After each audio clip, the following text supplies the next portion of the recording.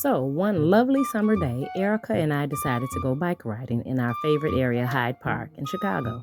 We decided to go get something to eat and then to get right back on our bikes. And when we got back on our bikes, we went on the sidewalk and I was riding behind Erica.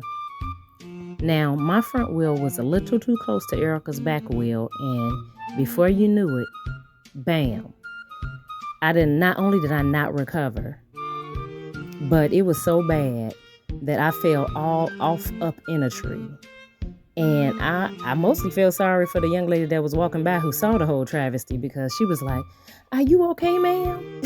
And I was like, "I'm okay, baby." That's all I can say. But I sure did get up kind of slow.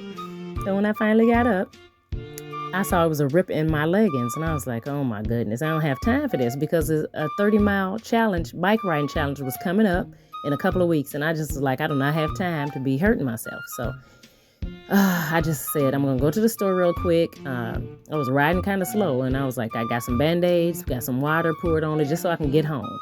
So I got home, and I knew it was bad, but I didn't really want to admit it. So I was like, I'm just going to patch this up and patch it up at home. I kept trying. Days went by too long, and my intuition and my pain was telling me that this was too much and I needed to go see a professional. So I decided to go to urgent care. I went to urgent care, and the minute I got in there, I already called them to ask them, did they do stitches? I was like calling. They like, hello. I'm like, hey, y'all do stitches up in here? And they were like, yes. And I was like, okay. So when I went to see the nurse, and I told her I had a really bad fall. She looked at my knee and just started shaking her head. She was telling me it was too late for stitches. And I was like, too late? I mean, what's going to happen? So she was like, if this does not look better in a couple of days, you're going to have to go you might have to get some kind of surgery to clean that out because this is infected. And I was like, oh my gosh, I do not have time for this. So I was like, the next 2 days I spent at nighttime, I would visualize all night my skin being pink and fresh and new. And I really did that the whole time. I was like, I need this to look better so she don't have to act like I'm going to have to get some kind of surgery. She sounded like I was going to have to get it amputated. I was like, what? So when I went back in a couple of days, it was fresh, new pink skin. And I really believe that I made that happen.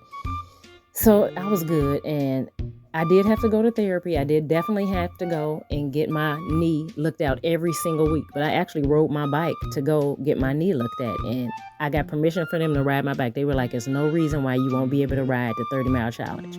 Now, I had some days where I couldn't ride and get up to my 30 miles, but I was determined to do it. And it was a little difficult when I did it because it was going to be easier at first because I was training. But I made it through to ride another day.